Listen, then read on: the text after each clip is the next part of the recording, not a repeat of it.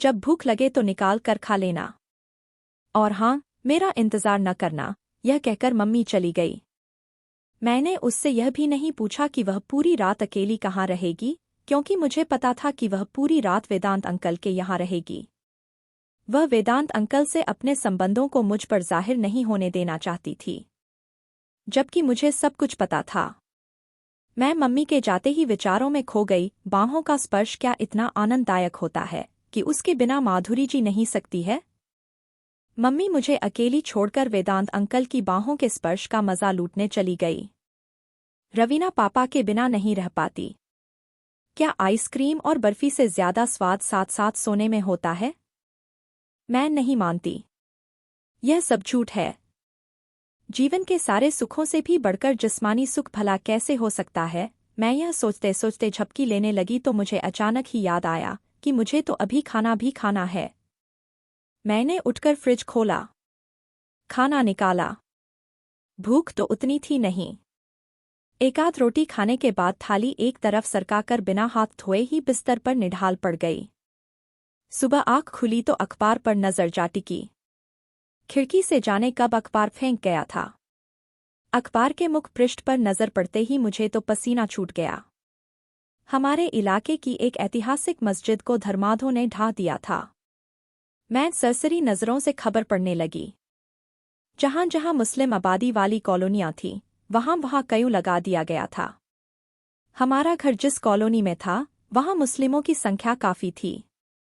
मैंने खिड़की से झांक कर देखा, गलियों में सन्नाटा छाया हुआ था। पुलिस गश्त कर रही थी। मेरा सुबह का सारा प्रोग्राम फेल हो गया। मुझे माधुरी के घर जाना था, इसलिए नहा धोकर किचन में कल की ब्रेड पड़ी हुई थी, उसे सेंक कर नाश्ता किया और बेडरूम में आकर टीवी देखने लगी। मैं घूमने फिरने वाली लड़की कमरे में बंद होकर रह गई थी। मम्मी तो अब आने वाली थी नहीं। पापा का भी इंतजार करना बेकार था। हमारी कॉलोनी में कुछ ज्यादा ही कयूं का असर था। मुस्लिम ज्यादा थे। मैं रात को जो किचन में था, वही खाकर सो गई। रात के 12 बज रहे थे। मैं दरवाजा बंद कर सो रही थी। अचानक ही किसी ने दरवाजा थपथपाया तो मेरी आंखें खुल गई। इस समय भला कौन हो सकता है? मम्मी पापा में से तो कोई होगा नहीं।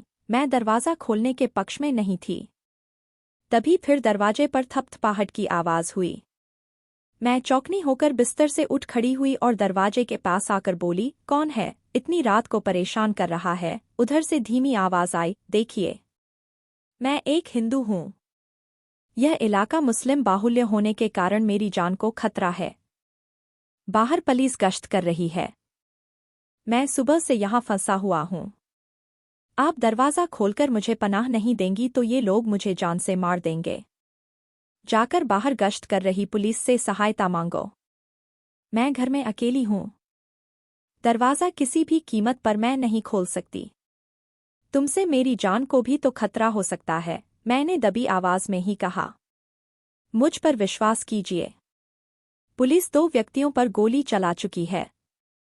उसे बाहर किसी को भी देखते ही गोली मार देने का आदेश है। यहाँ पर मैं सुरक्षित इसलिए हूँ क्योंकि आसपास में कोई नहीं है। पुलिस भी इधर नहीं है। अगर पुलिस इधर आ गई तो शायद ही मैं बच पाऊंगा। यह कहते कहते वह सुबह पड़ा। मुझे उस पर दया आ गई। वह सचमुच ही मुसीबतों से घिर गया था। मैंने कांपते हाथों से दरवाजा खोल दिया। वह यही कोई 20-21 का स्मार्ट युवक था। भय और दहशत के मारे वह थरथर कांप रहा था। उसके चेहरे से बेचारगी टपक रही थी। वह कांपते पांवों से अंदर आया और धम से सोफे पर बैठ गया। एक गिलास पानी पिला दीजिए। सुबह से ही प्यास लगी है। मैंने लाइट जलाई और जाकर एक गिलास पानी ले आई। वह एक सांस में गिलास का सारा पानी पी गया। फिर बोला, एक गिलास और। अब समझ में आया जान कितनी प्यारी होती है। आप तो अंदर बैठी हैं न? बाहर भेड़ बकरी की तरह लोग एक दूसरे को काट रहे हैं। मैं जाने कैसे बच गया। वह कल 3 गिलास पानी पी गया तब कहीं जाकर कुछ सामान्य हुआ। मैं पलंग पर बैठती हुई बोली, आप इधर फंस कैसे गए? अरे कुछ पूछिए मत। मैं इधर मम्मी की साड़ी एक दुकान पर लौटाने आया था। दुकान से साड़ी लौटाकर जब बाहर निकला तो सारा दृश्य ही बदल गया था। चारों तरफ आपस में लोग मरकट रहे थे।